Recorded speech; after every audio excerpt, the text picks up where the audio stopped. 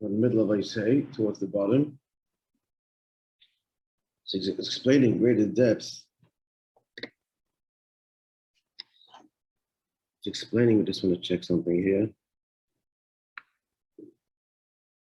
Okay. It's explaining in greater depth the difference between the two levels of Nahar Dinur, which are to explain the two levels of Birur, of refinement, and that is to understand the difference between Gan Eden Elyon and Gan Eden HaTachton. And the summary of it is that Eden B'chlolos in general is the union of Tainug, but manifested in very different ways, or expressed in different ways. Gan Eden Elyon. So what's Gan Eden Elyon? That's Vita Hashem Elokim Gan Eden.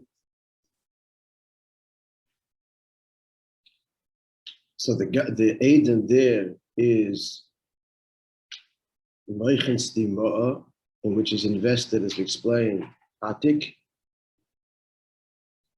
and the Makabel, the Gan, is Bina. The low level of Gan Eden is Zoh, and the Makabel is Malchus. So this was addressed yesterday and the day before.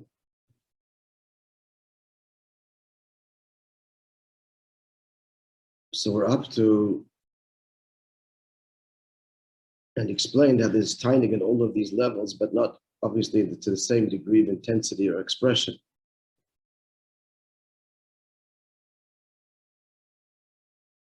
And explaining the previous Maimer, the Indian of Tainug even by Midas, that was illustrated with Avram. We didn't say this yesterday, but Avram, who was in pain when there were no visitors, no people to bestow chesed upon. It was just the midas of chesed itself. There's no chesed. There's no chesed. Nothing is eliciting chesed because there's nobody there, so no problem. But if it's not about a response, but about an essential state, it's a chesed be'etzem tainug, and he's in pain. He's in pain because it's an essential lack, not a lack of a response to a situation. As explained yesterday and the day earlier, the Nakud of Tainik throughout is the self, as opposed to a response to something outside of self. That's all very relative, but that's the Nakud of Tainik. So he continues all the way down to Maisa. Yes, so up to the number 69, 2 lines down from that. So from there, what Gan Eden HaTachton? Gan Eden HaTachton is Zoh, as we just explained. Again, to be clear, it doesn't have to be this way. This is only, not everybody is Avram. It's only when the Tainug is expressed in all of these darkness. This is not the natural matzav. The natural matzav is that Atik remains completely concealed and as a background to everything, and it's not nimshach. This is all over and above the essential natural state. Even though what's being described, tzarich inu, a little bit, because it's being the psukim that are describing all of this are all pre-avodah. This is just the matzav etzad l'mayla. Because the emes is that Tainug is responsible for every subsequent expression. But all the examples that he brings are not natural examples. They're unique examples. Avram, and as we're going to see, the uchlish de mechuzah. Not every work is that way. So it's natural, but lav dafka manifest with everyone. It's still not an avodah thing, but lav dafka manifest. I say it's natural is because there's no tainug in any project, then the person wouldn't embark upon it. Nothing compels the Abish to do anything. So it was all expression of his nisava. So that nisava carries through in all of the dargis, obviously. Eclipse further and further as we go down, but obviously present, otherwise he wouldn't continue with it. Unless a person is compelled against his will, forced, then what he's doing has to be some element of timing of self at the end of the day. Otherwise, he's not going to engage in it. It's all a question of degree. So now continuing even Malchus.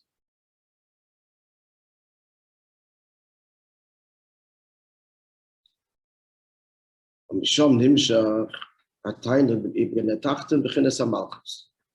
Zod to Malchus.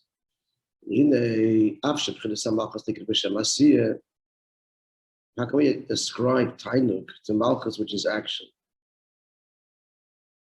Million action, not the Midas HaChesed, like we said before. In the case of Avraham, it was a Tainuk Indian, an Atzmi's dika thing. And now it's going to be Nimshach, this Tainuk, even in Malchus. Son is Burli, El Shagam bin Yanasir, Yashara Sat Tainuk, even in action is also a reflection of Tainuk. The inhabitants of Mechuzah, who were laborers, Gilei of the Cholsh, if they don't work, they're weakened. So the story, the halacha there is, that Rabbi says, a person hires, here's the details of the case. A person hires laborers for a whole day. They're being paid by the hour. And they don't know before, so they couldn't not have given their consent to exactly what the work is and how long it would take them. Had they known that before, the halacha would be different. So let's continue this case. They didn't know this. So again, he's being hired for a labor task to move whatever goods from one place to another for the whole day by the hour. They finish it early. He's engaged them for the whole day. So if he has work of equal stature or more, if he has work of equal stature, they're obliged to observe it because they agreed to work for the day. Greater work, not. But if there is no work, or work even that is less strenuous for which he hired them, or no work, so he has to pay them for the work that they did till now, the strenuous work. For the subsequent hours of the day, he has to pay them for the strenuous work. So they might ask, why would that be? True, he engaged them for the day, so they blocked off, they blocked this day, so he's obligated to pay them for the rest of the day they're not working, but he should pay them like the minimum wage. They're not working. They're having the benefit they're not working. Why is he paying them the full amount for the rest of the day that they're not engaged in labor? And right now, if, again, I said before, if they'd seen the work before and they would have estimated would finish them at this and this time, then he's, and he hired them for the day, he blocked them for the day, so they knew this going into this. So the rest of the hours of the day, they'll be paid the minimum wage. But this is not the case. They expected to work the whole day. But that's not, but still, even if they expected to work the whole day, there's a benefit. They're not working, you're not working. So you should be paid the minimum wage. You follow? Because they're not working. So he has to pay them, but surely not for the amount that he'd hired them for the strenuous labor. So to this, the Gemara answers that you're not doing them a favor. They don't want, if they don't work, they feel weak. So there's no pleasure or gain for them in being idle. You engage us for the day. We need to work all day. That's what they need. Push it for their habit, their matzah, their state. So what do we see here? We see here that there is a tainuk in work and not in work, not in being idle. They don't want to be idle. Don't pay us a compensated wage and be idle. You have to pay us for the full wage because there's no gain for us here in not working. Clear? That's the halacha, yeah? So what do we see? We see that this tainuk also, again, the translation of uchlusa, the mechuzah, the uchlusa means the population, the inhabitants of mechuzah, gilei avdei cholshe, they're all laborers, and if they don't work, they feel weak and they're weakened. They don't relish that. That's because of the tzad that they have, where they're not actually working. So we see tainug can manifest all the way down to physical labor. I'm sure this is very true of exercise. People that are really into it, and give them it doesn't want the easier path, the less resistance. He wants them. He has the tainug dafka in the resistance. Not exactly the same, because the more resistance you physically develop, the muscles more. So there's an immediate gain there for the self. So it's not a right example. The guy is working for somebody else, but if he's not engaged in strenuous labor, it's hepech hatainug for him. That's the more that's the true example. All to say, so this is the Amshach of Tainug Ganeden Tachten, from where? From the Midas to Moishe, to Malchus, to action. So here, the river is flowing out. This is from Eden, the lower Eden, to Chinas Yisoid Zoh, from Yisoid, the last level of Zoh, the actual Mashpia. Just like in brackets, where the Amshach was Chinas Bina, that Bina is gone and received the Chinas Yisoid Abba from the Hashpa dimension of Chachma of Bina, which we talked about and elaborated upon yesterday and the day before. Shagam Shom Nimshach, it's a tainug here too, a tainug is Nimshach all the way down into Malchus. Allah, and therefore, conclusion.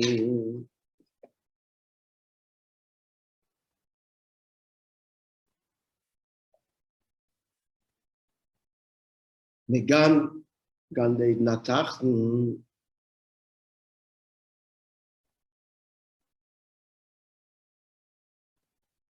So even Gandeid Natachten in the Yochel Li is smoking on the Neshamas can't go to there directly.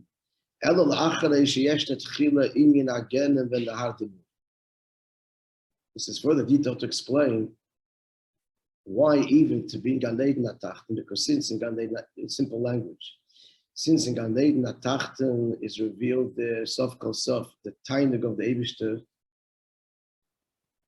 you can't come into and experience this pure tainug ruchni with still the trappings and the imagery of Elam Hazeh.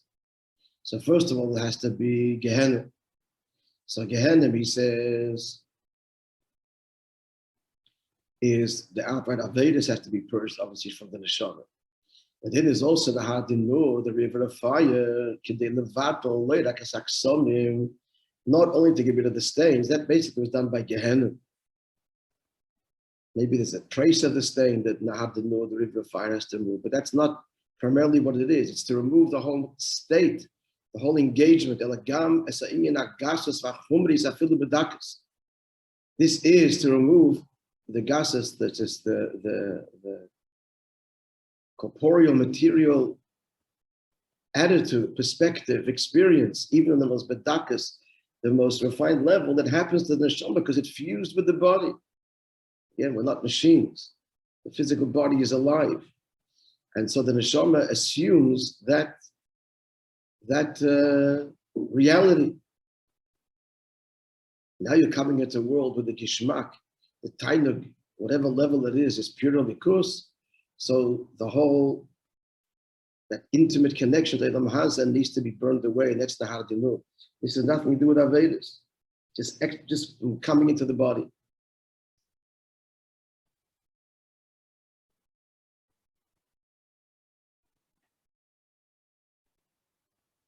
Trying to an example, just someone. I'm trying to give an example. Just coming into a matzah, but they don't get it. They cannot get it. Not that there's any fault in them, not that there's anything wrong, with every effort in the world, that their sincerity just cannot get it because this is Edelkeit and you Akshama. You're just a relatively thick, coarse being, and you don't get Edelkeit, no matter how it's explained. So the same as in the Neshama. It's coming to L'mayla, and the whole tainug is only the kus and nothing else. So it has to be the Nahar Dinur. This is because of the greatness of Gan Eden, Atachna is talking about. And then that's an interesting thing. Even now, the Gan Eden down here on earth.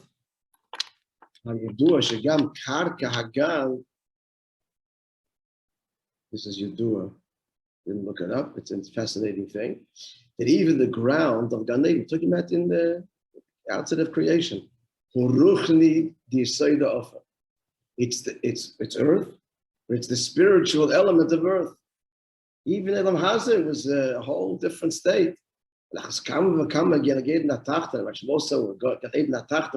pure ruchni. Obviously, we understand the need for the Nahar Dinur. Again, this is all to address that